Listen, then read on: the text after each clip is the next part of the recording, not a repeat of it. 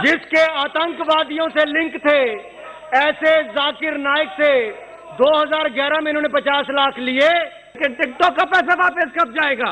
चीनी पैसा कब वापस जाएगा? चीन के साथ हमारे सिपाही उन्होंने अपने हाथ में बलिदान दिया और आपको इतना साहस दिए कि चीन का पैसा वापस करे। आपने एशियन इन्वेस्टमेंट बैंक से पैसा लिया, आपने इतना साहस दिए कि वो पैसा वापस करे। और जाकिर नाइक को पैसा कहां से आता था, आज वो देश के अंदर नहीं आ सकता। Sir, Rajiv Gandhi charitable trust ने जाकिर नाइक से 50 लाख रुपया लिया। सर, अगर इन्होंने 2011 में जिसके आतंकवादियों से लिंक थे, ऐसे जाकिर नाइक से 2011 में इन्होंने 50 लाख लिए, तो 2014 में आपने वापस क्यों किए? इस बात का जवाब भी आपको देना पड़ेगा। 3 साल बाद बताइए ना, 3 साल तक क्या किया, ये भी बताइए। इंटरेस्ट में दिया कि बगैर इंटरेस्ट के दिया है? 3 साल तक। और चाइना से सर $3 लाख किस लिए? क्या अध्ययन करना था? Bilateral trade, FDA. अरे हिंदुस्तान का बायलैटरल ट्रेड में अगर ट्रेड डेफिसिट अगर कहीं हुआ तो आपकी गलत नीतियों के कारण हुआ है, और आप उसको बनाने के लिए पैसा भी चाइना से लेते थे। इस बात पर भी आपको देश से माफी मांगनी चाहिए। सर, प्रधानमंत्री नेशनल रिलीफ फंड से पैसा राजीव गांधी फाउंडेशन में जाता था, और राजीव गांधी फाउंडेशन से ये अलग अलग चैरिटेबल ट्रस्ट में पैसा जाता था। सर, क्या करते थे? क्या देश को गांधी परिवार बताएगा क्या करता था इस पैसे का? कहां पर खर्च किया गया? कोई वेबसाइट आपकी बताती है कि वो पैसा कहां गया है? अरे हमने तो पीएम केयर जब बनाया, रजिस्टर भी करवाया और वेबसाइट पर पूरा खाता भी रखा है, ईमानदारी के साथ काम किया है तो हमने करके दिखाया है।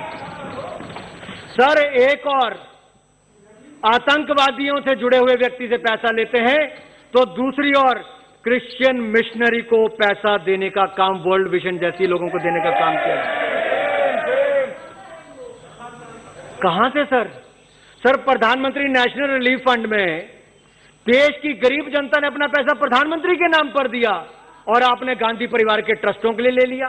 वहां से आपने किसी क्रिश्चियन मिशनरी को दे दिया, और कहां कहां खर्च किया सर, इसका किसको पता चलेगा? लेकिन जब पता चला कि मैडम सोनिया गांधी जी चेयरपर्सन है एनएसी की, और साथ ही साथ सर कई ट्रस्टों की भी चेयरपर्सन है, और जब ऑफिस ऑफ प्रॉफिट के एलिगेशन लगे तो सोनिया गांधी जी को इस्तीफा देना भी पड़ा। सर, बात यह है कि सर किसी के खिलाफ अगर कोई इल्जाम लगाने की जरूरत होती है तो पहले उनको नोटिस देना पड़ता है। दूसरी बात सर, जो सदन में उपस्थित नहीं रहते, जिन अपने को डिफेंड करने की जिनका मौका नहीं रहते, वो ऐसा सदन के सदस्य है जो सदन का सदस्य है और उनका डिफेंड करने का मौका नहीं है, तो उनके खिलाफ कोई इल्जाम नहीं लगाया जा सकते सर। अब देख सकते हैं सर, तो सोनिया गांधी जी ये सदन की मेंबर, उन्होंने अपने चिकित्सा करने के लिए बाहर गई है और उनके नाम पे ये धब्बा लगाए जा रहे हैं, जो डिफेंड करने में अभी इसमें मौजूद नहीं है। अभी सदन में जो मौजूद नहीं है। अगर सर एक बात सुन लीजिए, आप अगर चाहते हैं कि हाउस इस तरीके की चले तो चलने दीजिए। अगर वो सोचे कि हम लोग को ये जरूरत नहीं है रहने का, तो हमें बोल दीजिए, हमें चले जाते हैं। अगर कुछ नहीं चलेगा तो चले जाते हैं सर। बिल्कुल आपको सुना दिया है सर, ये हम लोग बिल्कुल ये सदन छोड़ के जाने वाला है सर। अगर इस तरीके की बेहुदा बातें, ये बेहुदा बात यहाँ करते जाए, अगर आपकी मौजूदगी में सर, आपकी मौजूदगी में इस तरीके की बेहुदा बातें अगर करते जाए, और वो भी रूल बुक सारे कुछ मान्यता न देने से, तो सर हमें ये सदन छोड़कर जाना पड़ेगा। मंत्री महोदय आरोप लगाने में माहिर है क्या, लेकिन वो बताएंगे कि वो जो पारदर्शिता की बात करते हैं, क्या वो पारदर्शिता विवेकानंद फाउंडेशन में है, इंडिया फाउंडेशन में है, ओवरसीज फ्रंट ऑफ बीजेपी में है? क्या ये राजू सबनानी कौन है? वो दमन वेंटिलेटर का स्कैम का वो पारदर्शिता के बारे में बोलिए। टिकटॉक का पैसा कितना है चीन में? जाकिर नाइक की बात करते हैं, जाकिर नाइक का पैसा तो वापस गया, लेकिन टिकटॉक का पैसा वापस कब जाएगा? चीनी पैसा कब वापस जाएगा?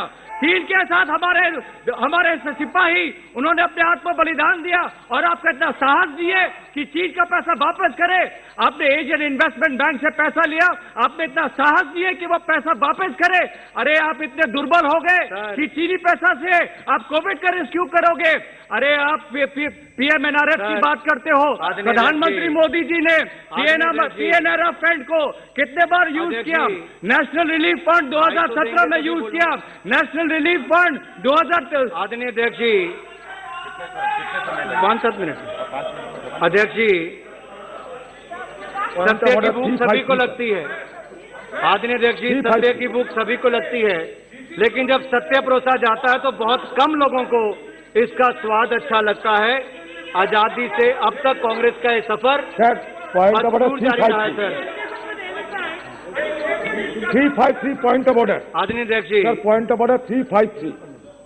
No allegation of a defamatory or incriminatory nature shall be made by a member against any person unless the member has given adequate advance notice to the speaker and also to the minister concerned, so that the minister may be able to make an investigation into the matter for the purpose of a reply, provided that the speaker may at any time prohibit any member from making any such allegation if the speaker is of the opinion that such allegation is derogatory to the dignity of the house or that no public interest is served by making such allegation। तो sir, मैं आपको पूछता हूं, ये सोनिया गांधी जी की गाली गलौज करके कि ये सदन की गरिमा बढ़ेगा? अगर बढ़ेगा तो आप इजाजत दे दीजिए, आपको फैसला करना है सर। आपने कहा कि स्थापना से, पारदर्शिता से, मिसयूज ऑफ फंड से लेके बाकी सब, आखिरकार आपने नहीं ये पूछा तो मैं क्यों बोलता? आप सभी सदस्यों ने कहा और मंत्री उत्तर भी ना दें। सर, देश को और सदन को जानने की जरूरत है कि नहीं है? और क्यों आवश्यकता पड़ी पीएम केयर्स को करने की? ये इसीलिए आवश्यकता पड़ी कि हम पारदर्शी तरीके से काम करें। कि इस्लाम में देशभक्ति के बारे में क्या कहा गया है? इस्लाम में कहा गया है कि सबसे पहले जो हमें बात मानना चाहिए वो हमारे खालिक की, बनाने वाले की, खुदा की, अल्लाह की, सबसे पहले। अगर अल्लाह की बात से कोई दूसरी बात टकराती है तो उसे छोड़ देना चाहिए। जहां तक कि मैं हिंदुस्तानी हूं और मैं गर्व से कहता हूं कि मैं फंडामेंटलिस्ट मुस्लिम हूं, आई am a good practice Indian. Fundamentalist, बुनियाद परस्त मुस्लिम भी हूं और अच्छा हिंदुस्तानी भी हूं। मैं हिंदुस्तान के कॉन्स्टिट्यूशन को जानता हूं। हिंदुस्तान के कॉन्स्टिट्यूशन में एक भी चीज फर्ज नहीं है जो इस्लाम में हराम है, और ऐसी कोई भी चीज नहीं है जो हमें मजबूर करती है जो इस्लाम में हराम है। और हिंदुस्तान के कॉन्स्टिट्यूशन में, इंडियन कॉन्स्टिट्यूशन में ऐसी कोई भी हराम चीज नहीं जो इस्लाम में फर्ज है और इंडियन कॉन्स्टिट्यूशन में हराम है। तो मैं दोनों को साथ में लेके चलता हूं, लेकिन अगर टकराव होगा, मेरे हिसाब से I can be a very good Muslim and a good Indian. मैं अच्छा मुसलमान भी हूं और अच्छा हिंदुस्तानी भी हूं, लेकिन अगर आगे चल के, अभी तो कोई टकराव नहीं है, लेकिन अगर आप ऐसे देश में हैं जो देश का कानून अपने खालिक के कानून से टकराता है, तो खालिक का कानून ऊंचा है, खालिक का कानून ऊंचा है, खुदा का कानून ऊंचा है, अल्लाह का कानून ऊंचा है, फिर आता है देश। देश ने हमें, ठीक है, ये देश में हम जीते हैं, देश हमारे लिए फैसिलिटीज देता है, लेकिन हमें जान किसने दी? देश ने या खालिक ने? खुदा ने दी। ये हवा जो है, ये हवा के बिना 5 मिनट भी आप जिंदा नहीं रह पाएंगे। कितना? 5 मिनट भी नहीं जिंदा रह पाएंगे। किसने दी? देश ने या अल्लाह ने? खुदा ने। देश ने भी हमारे लिए अच्छे काम किए। मैं देश के खिलाफ नहीं हूं, मैं भी देशभक्त हूं। देशभक्त के मानी क्या? अगर आप बोलते देशभक्त मतलब देश की इबादत करना, तो मैं देशभक्त नहीं हूं। अगर देश की तरक्की चाहता हूं, हाँ मैं हूं देशभक्त। तो देशभक्त की मानी क्या इंपॉर्टेंट है। अगर देशभक्त मतलब देश की इबादत करना, तो ये गलत है। इबादत सिर्फ मैं खालिक की करता हूं, अल्लाह की करता हूं, खुदा की करता हूं, लेकिन देश की भलाई चाहता हूं। अगर वो देश कोई कानून लागू कर रहा है, वो शरीयत के अंदर है, खुदा के कानून के दायरे के अंदर है, तो मैं उनके साथ हूं। कई चीजें इस्लाम में मुबाह है, ऑप्शनल है, और अगर देश उसे कहता है कि करो, तो मैं करूँगा। लेकिन अगर कोई देश, चाहे वो अमेरिका हो या यूके हो, वहाँ का कानून अगर इस्लाम के खिलाफ है तो मैं उस देश के कानून के खिलाफ जाऊँगा, क्योंकि मैं सबसे पहले मोहब्बत करता हूँ खालिक से, खुदा से, अल्लाह से, फिर अपने देश से। तो जहाँ तक के देश का कानून खालिक के कानून से नहीं टकराता है, हमें उस कानून पे अमल करना चाहिए। और मेरे नज़रिए से एक भी हिंदुस्तान का कानून मुझे मजबूर नहीं करता इस्लाम के खिलाफ। इसीलिए मैं कहता हूँ I am a very good practising Muslim, fundamentalist Muslim, at the same time a very good practising Indian. Hope that answers the question. भाई साहब ने 2 सवाल पूछा है। दूसरा सवाल था कि मेरे क्यू टीवी के तकरीर है रीजनल लैंग्वेज में ट्रांसलेट करें तो अच्छा है। मेरे तरफ से कोई भी मानियत नहीं है, कोई रिस्ट्रिक्शन नहीं, जो भी चाहे कर सकता है, नो कॉपीराइट।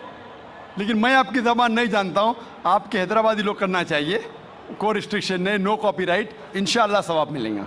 जहाँ तक कि पहला सवाल था कि इस्लाम में मीडिया में कुछ महीने पहले स्पोर्ट्स के बारे में रिस्ट्रिक्शन आया था, कपड़े पहनने के बारे में, तो आपकी राय क्या है? आपका जो सवाल है वो सानिया मिर्ज़ा के बारे में है ना? सानिया मिर्ज़ा के बारे में ना, तो डायरेक्ट पूछिए ना, मुझे पता है कि हैदराबाद से ताल्लुक़ रखती हो।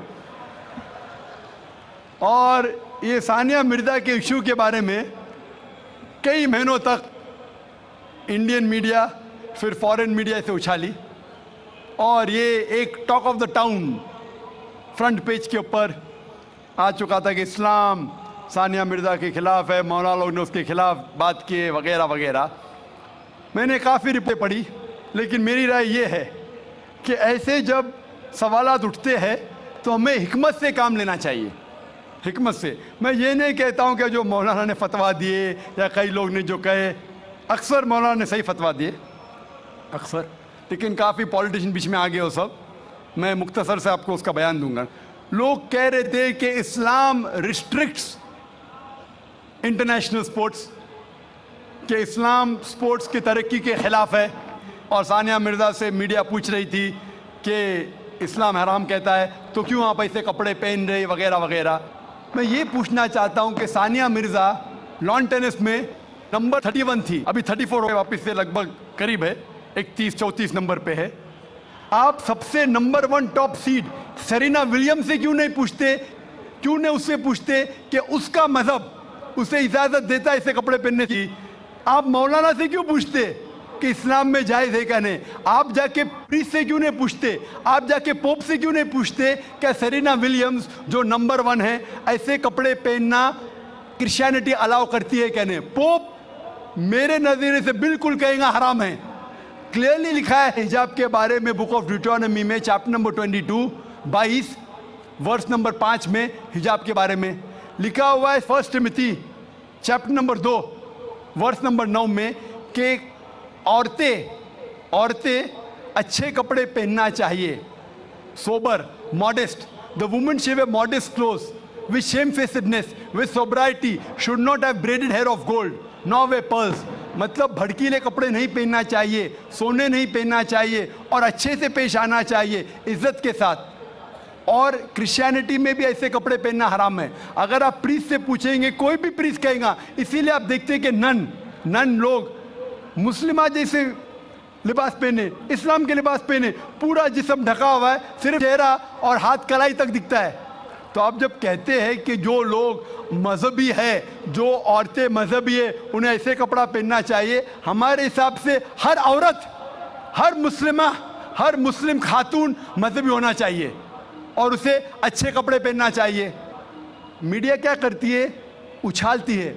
और अफसोस की बात, हमारे कई मुसलमान पॉलिटिशियन वो कहने लगे कि ये मौलाना है ना, ये सिर्फ मजहबी तक रहना चाहिए, स्पोर्ट्स में नहीं आना चाहिए, स्पोर्ट्स के बारे में नहीं कहना चाहिए।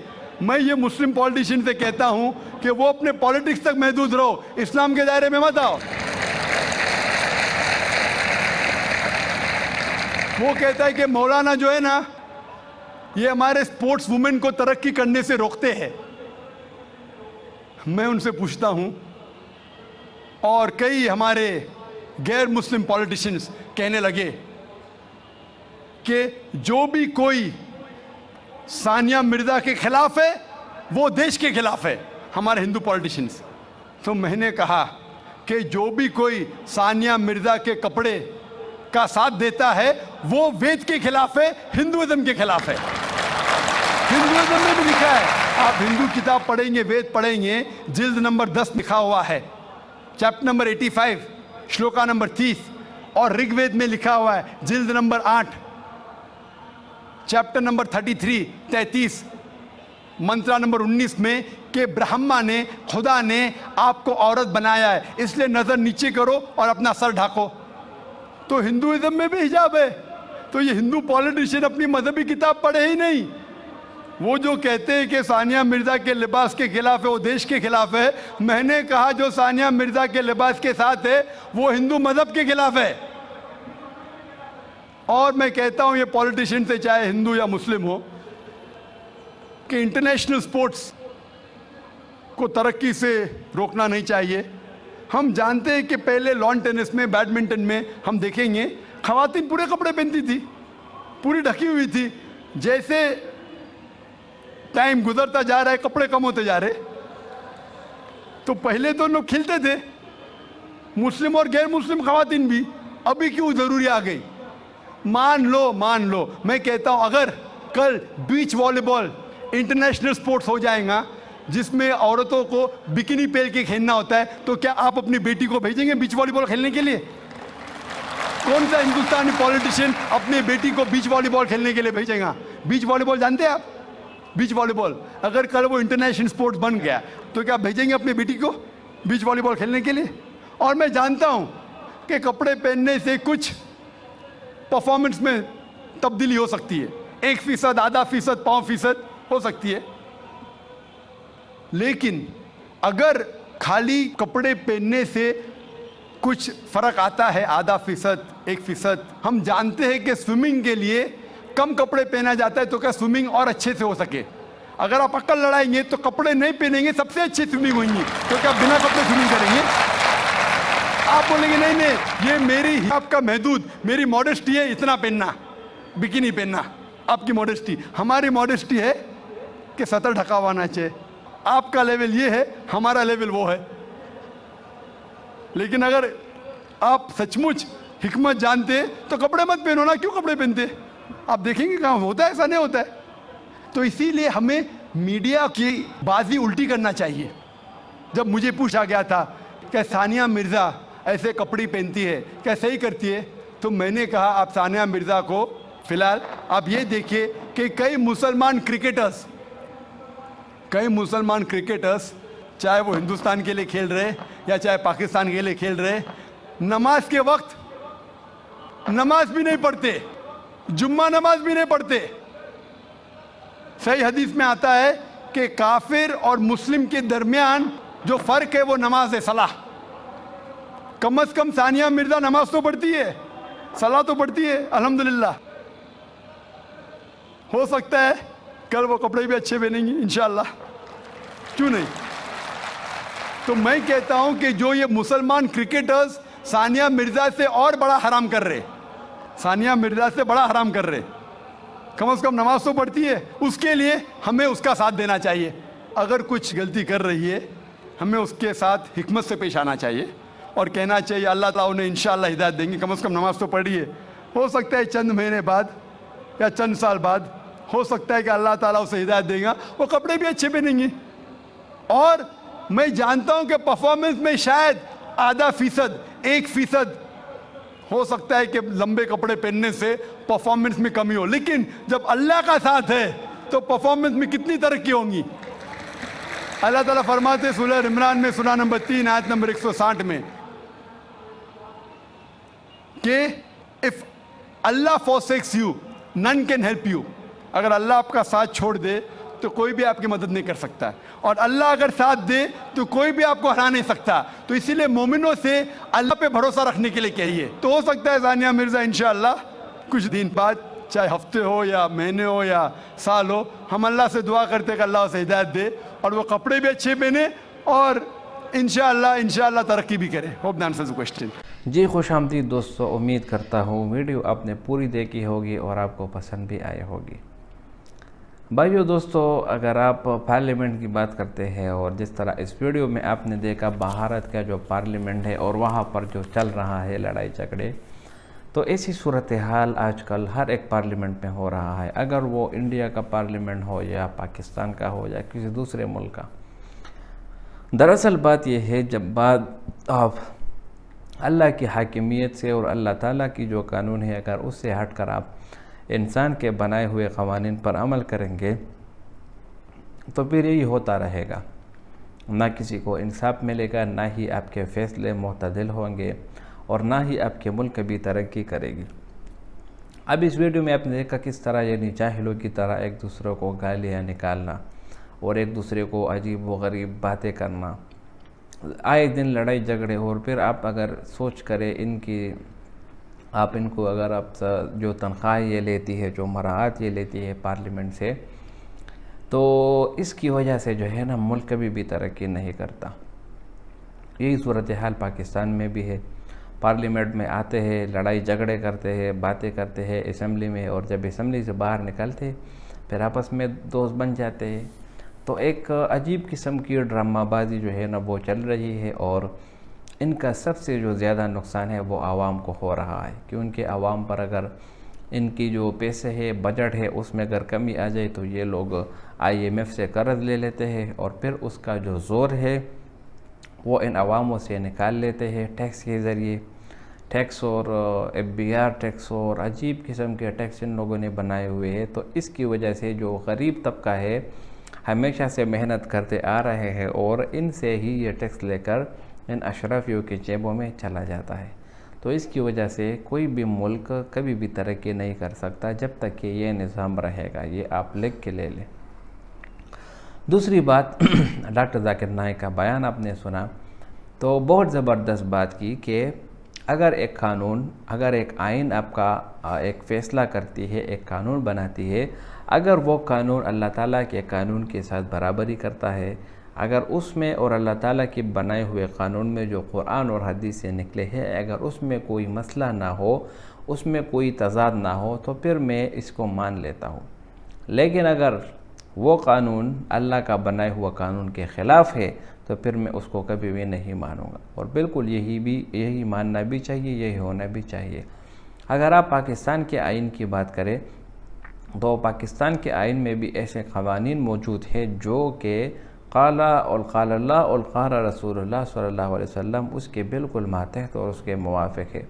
मिसाल के तौर पर अगर आप हाकिमियत आला की बात करें तो आइन 1973 का जो आइन है उसमें यही लिखा है कि हाकिमियत आला सिर्फ़ और सिर्फ अल्लाह ताला की होगी। इसके अलावा रसूलुल्लाह सल्लल्लाहु अलैहि वसल्लम को आखिरी नबी मानना ये हर एक मुसलमान पर लाजिम है।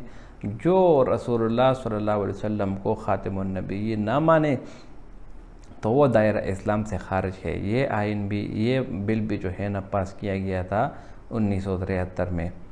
तो ये सारे क़वानीन जो इस्लाम ने बनाए, जो पाकिस्तान ने बनाए या हिंदुओं ने बनाए या जिस किसी ने भी बनाए, अगर वो आपके कुरान और आपके दीन और आपके हदीस के साथ मुशाबहत रखते हैं तो ठीक है, और अगर उनके साथ मुशाबहत नहीं रखते तो फिर आपको लिए इन क़वानीन को मानना ये ज़रूरी नहीं है।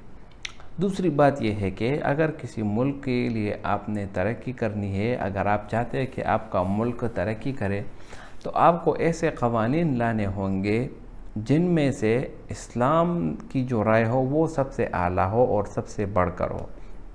अगर आप ऐसे क़वानीन लाएंगे जो कि ना इस्लाम ने दिए हो, ना एक इस्लाम उसकी हिमायत रखती हो, तो फिर इसकी वजह से जो क़वानीन बनेंगे तो वो सरासर आपके लिए गुमराह साबित होंगी और इससे आपके मुल्क को कोई फ़ायदा भी ना होगा। दूसरी बात यह कि उस पार्लियामेंट के बयान अगर आपने सुना तो उसमें लिखा गया था कि आपने डॉक्टर जाकिर नाइक से 50 लाख रुपए दिए हैं। तो जाकिर नाइक का बयान हमेशा से आप सुनते आ रहे हैं कि वो कहते हैं कि मैं सिर्फ़ और सिर्फ अल्लाह ताला की ज़ात पर यकीन रखता हूँ।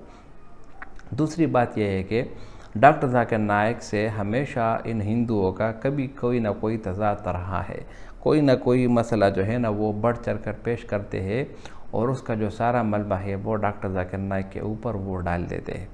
तो डॉक्टर जाकिर नाइक ने हमेशा इनकी जो है ना वो इनकी खिदमत की, दीन इस्लाम की खिदमत की और पूरी दुनिया में जगह जगह मुख्तलिफ़ ममालिक में जाकर लोगों को इस्लाम की दावत दी।